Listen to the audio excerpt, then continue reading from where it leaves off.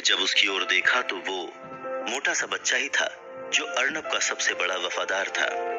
दरअसल वो जमीन की तरफ देखकर चिल्लाए जा रहा था, जिससे किसी को कुछ समझ में नहीं आया। जब सब उसके पास पहुंचे तो देखा कि वो अपनी मोटी उंगलियों से जमीन पर पड़े टूटे हुए कील के टुकड़े की ओर इशारा कर रहा था, बिल्कुल पसीने से तरबतर और बिल्कुल सहमा हुआ। क्योंकि हुआ ये था कि कोलिजन के बाद जब टूटने की आवाज आई तो सबने ये मान लिया था कि अर्नब की नीली ड्रैगन स्केल कील ने राघव के जेट ब्लैक प्लेन कील को तहस नहस कर दिया था। मगर कुछ देर बाद जब उनकी नजरें टूटे हुए टुकड़ों पर गईं तो सबकी निराशा के लिए ये ड्रैगन स्केल कील से एक निकला हुआ टुकड़ा था। एक बच्चे ने डरी सहमी आवाज में कहा, यानी कि तेज गति की टक्कर के दौरान जो कील। इतना कहते कहते ही जैसे उसकी हलक से जबान खींच ली गई थी, उसके मुंह से आवाज ही आनी बंद हो गई। वो यंग मोटा सा लड़का अपने पैरों के लड़खड़ाने के साथ जमीन पर गिर गया और ड्रैगन स्केल कील के टुकड़ों को ध्यान से देखकर काफी डिस्ट्रैक्ट हो गया।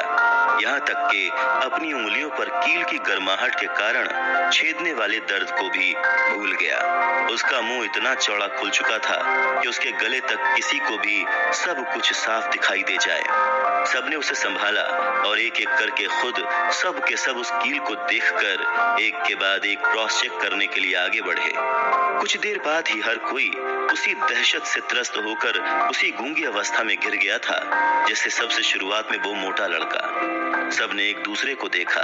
उनकी आंखों के सामने जो हुआ था किसी में भी उस पर विश्वास करने की हिम्मत नहीं थी। प्रोफेसर अर्नब, जो उनके दिमाग में सबसे सुंदर, सबसे अच्छे और सबसे मजबूत थे, वास्तव में ऐसे कुछ भी नहीं थे, बल्कि वो तो पूरी तरह से हार चुके थे। सबकी निगाहें एक साथ अर्नब की ओर मुड़ चली। हर कोई देखना चाहता था कि अर्नब कैसे रिएक्शन देने वाले हैं, और कोई तो तरीका होगा। वो अब यहाँ से उस पागल राघव से वापस कैसे लड़ेंगे। मगर अर्नब ने जरा सा भी जवाब नहीं दिया।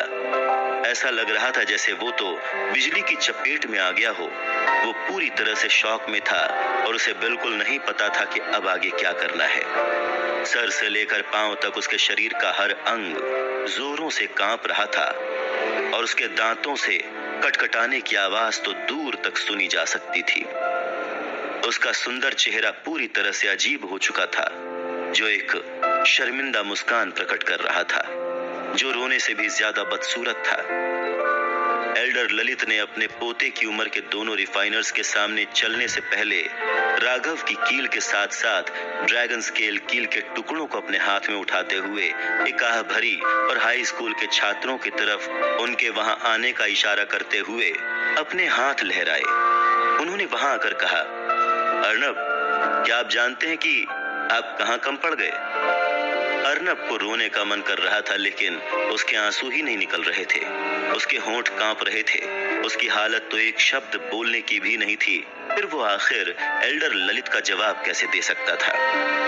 एल्डर ललित ने ईमानदारी से कहा, ड्रैगन स्केल्स की ढलाई हमारे एम्पायर टर्मिनस कम्युनिटी का एक एक्सपेरिमेंटरी स्किल है, और मैं इस तथ्य से बहुत प्रसन्न हूं कि आपने इतनी कम उम्र में इसे इतनी कुशलता से लागू करने में सक्षम होने के साथ साथ इसमें महारत हासिल की है और आज एक ड्रैगन स्केल कील बनाकर भी दिखाया। हालांकि अर्नब, बच्चे, मैंने आपको देखा है, आप बचपन से ही काफी घमंड में रहे हैं। आप सब कुछ करने के लिए बहुत इम्पेशेंट हैं और उसी कारण आज भी आपने अपने काम में लापरवाही बरती है। इन टुकड़ों पर एक नजर डालो। क्या आप इन ड्रैगन्स को देख सकते हो, जिन्हें आपके द्वारा डाले गए स्केल्स कुछ बिखरे हुए नजर आ रहे हैं? इसका कारण क्या आप जानते हैं? इसका कारण है कि आपके द्वारा ड्रैगन स्केल कील को क्राफ्टिंग फर्नांस के अंदर अनियमित रूप से गर्म किया गया था, और दोनों तरफ वजन में भी जब मैंने देखा था तो 0.01% का अंतर मालूम पड़ा था। इसी कारण इसका इंटरनल स्ट्रक्चर भी अस्थिर है, और जब फाउंडेशन भी कमजोर हो तो सतह पर ड्रैगन स्केल की 3 से 5 परतें लगाने का क्या फायदा? अर्नब का सर शर्म से झुक गया था। उसे एल्डर ललित पर गुस्सा भी आ रहा था कि वो सबके सामने उसे खरी खोटी सुना रहे थे। एल्डर ललित यहीं नहीं रुके। उन्होंने अपने लेक्चर को जारी रखा और कहा, देखो अर्नब, ये जरूरी नहीं कि आपके तरीके में कोई समस्या हो, मगर ये बहुत संभव है कि आपके लिए एक फ्लॉट ड्रैगन स्केल कील बनाने का कारण यही हो, क्योंकि ये क्राफ्टिंग फर्नांस का उपयोग करने का आपका पहला मौका था, जिसमें आप बहुत घमंडी थे और गर्व से आगे बढ़े थे, जिस कारण आपने इसकी क्वालिटी पर बिल्कुल भी ध्यान ही नहीं दिया। और वहीं छात्र राघव द्वारा बनाई गई कील। एल्डर ललित थोड़ा रुककर मुस्कुराया और कहा, छात्र राघव, आप बताइए, आपकी कील में ऐसा क्या खास था? एल्डर ललित के पूछने पर राघव ने ना ही कोई अहंकार दिखाया और ना ही अर्नब से जीतने की खुशी। उसने काफी शांत तरीके से कहा, एल्डर सर, इस कील की फोर्जिंग मेथड एक प्राचीन पुस्तक से ली गई है और इसे 7 लेयर्ड हेवंस कहा जाता है। एल्डर ललित की आंखें तेज चमक से चमक उठी और उन्होंने बार बार सर हिलाया और सबके सामने अनाउंस करते हुए कहा, अच्छा, बहुत अच्छा, यानी 7 परतों वाला हेवन। छात्रों, इस कील की जेट ब्लैक साधारण सतह से मूर्ख मत बनो। वास्तव में इसके अंदर एक पूरा ब्रह्मांड बसा हुआ है। तथा कथित 7 लेयर्ड हेवन सीक्रेट एनर्जी के 7 लेयर्स का उपयोग कर रहा है। दूसरे शब्दों में, परत दर परत 7 विभिन्न प्रकार की सामग्री एक दूसरे के साथ मिश्रित होती है। अगर आप इस कील को बीच में से काटते हैं तो आप अंदर से बाहर तक फैली 7 लेयर स्ट्रक्चर्स को देखने में सक्षम हो पाएंगे। 7 लेयर्स हेवन प्रत्येक लेयर से एक दूसरे का समर्थन करता है। हार्डनेस के साथ सॉफ्टनेस, हार्डनेस के साथ रिसिलियंस।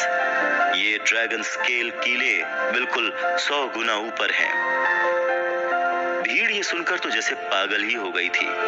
सब यही सोच रहे थे कि राघव ने उन सबको अर्नब की तरह अपनी कील की तारीफ करते हुए क्यों नहीं बताया कि वो दरअसल इतनी भयानक रिफाइनिंग करके लौटा था। एल्डर ललित इधर अब भी तारीफों के पुल बांधे जा रहे थे।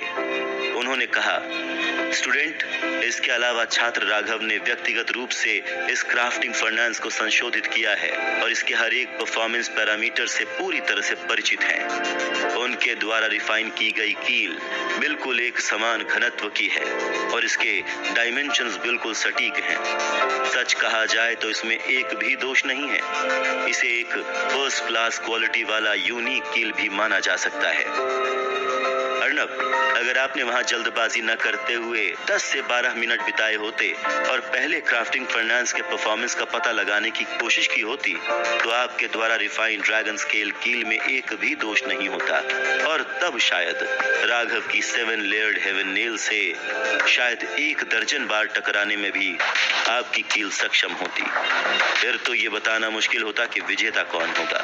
लेकिन क्योंकि आप बहुत इम्पेशेंट थे और छात्र राघव अपनी जगह बिल्कुल कंपोज्ड, जिस कारण ही एक फ्लॉट ड्रैगन स्केल कील को रिफाइन किया गया, जो बेशक इस 7 परतों वाली कील के लिए कहीं से भी एक कॉम्पिटिटर नहीं हो सकता था।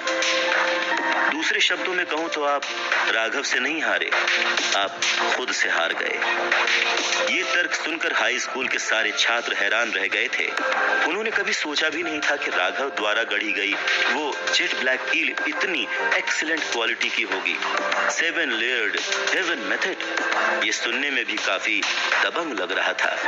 पलक झपकते ही उनके दिमाग में राघव की छवि जो टूटकर बिखर गई थी वो एक बार फिर से बड़ी और लंबी हो गई, इतना कि पैरेलल यूनिवर्स में वो इमेज एक विशाल डीमन में बदल गया था। अर्नब ने अपना आपा खो दिया था। उसके माथे की रेखाओं से उसके टेंशन को भांपा जा सकता था। शर्म से झुकी आंखें, थरथराते हुए होंठ उसकी दास्तां बयां कर रहे थे। उसके कंधे को जोर से थपथपाते हुए एल्डर ललित ने कहा, अर्नब, अपने ग्रैंड मास्टर को गलत मत समझना। मैंने आपको बचपन से बड़े होते हुए देखा है। अतीत में आपके दादा और पिता ने भी मेरे साथ काम किया है और साथ में हमने रिफाइनिंग जगत में काफी कुछ सीखा है। तुम भी मेरे पोते की ही तरह हो और मुझे जहां गलत लगेगा वहां मैं तुम्हें टोकना अपना हक और कर्तव्य दोनों ही समझता हूँ। एम्पायर टर्मिनस कम्युनिटी में आपकी शोधन प्रतिभा भी काफी एक्सीलेंट है और मुझे उम्मीद है कि आप एक शीर्ष स्तरीय रिफाइनर बन सकते हैं और एम्पायर टर्मिनस कम्युनिटी को अधिक ऊंचाइयों तक ले जा सकते हैं। उम्मीद है आज का द्वंद्व आपको जगा सकता है। मुझे आशा है कि आपके दिल में गहराई से इम्पेशंस और ईगो हमेशा के लिए दूर हो जाएगी, ताकि आप सही रास्ते पर चलकर रिफाइंग लेजेंड बन सकें। अर्नब का चेहरा लाल से बैंगनी और फिर बैंगनी से काला हो गया।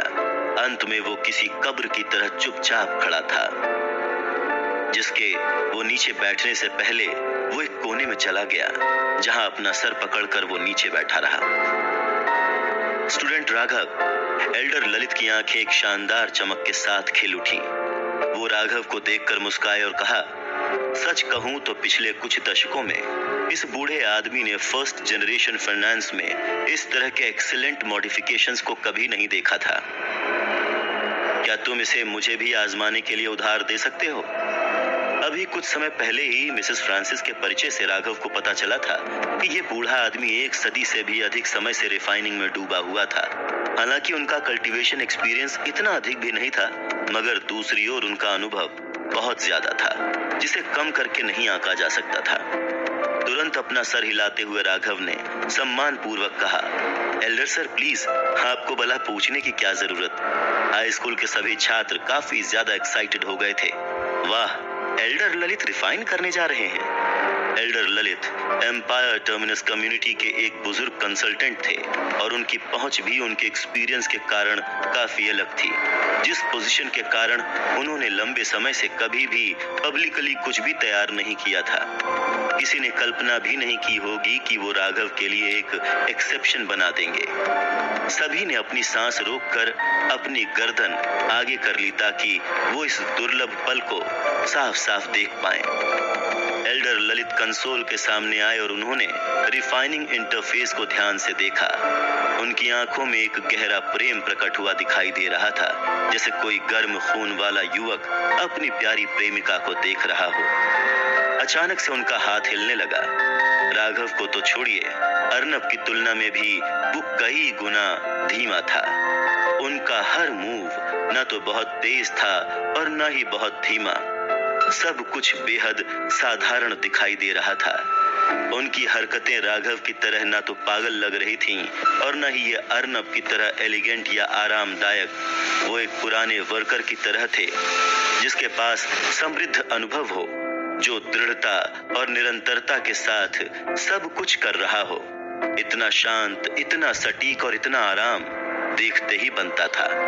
जहां तक एल्डर ललित का संबंध था, उनके लिए रिफाइन करना तो बाएं हाथ का खेल था। उनके लिए ये साधारण और उबाऊ घर के काम से ज्यादा और कुछ नहीं था। कुछ देर के बाद एल्डर ललित उस भाप के सैलाब से बाहर निकले, शांति से अपनी हथेली में कील पकड़े हुए। नीचे आते ही उन्होंने राघव की ओर रुख किया। छात्र राघव, इस बूढ़े आदमी ने भी एक कील बनाई है। कृपया मुझे बताओ कि तुम इसके बारे में क्या सोचते हो। वहां खड़े स्टूडेंट्स को भी विश्वास नहीं हो रहा था कि एल्डर ललित ने खुद से एक कील रिफाइन की है। राघव की आंखें सिकुड़ गईं, क्योंकि उसने दोनों हाथों का इस्तेमाल फिलहाल एल्डर ललित के रिफाइंड कील को पकड़ने के लिए किया था। अब आगे क्या होगा, ये जानने के लिए सुनते रहिए खिलाड़ी अनोखी दुनिया का।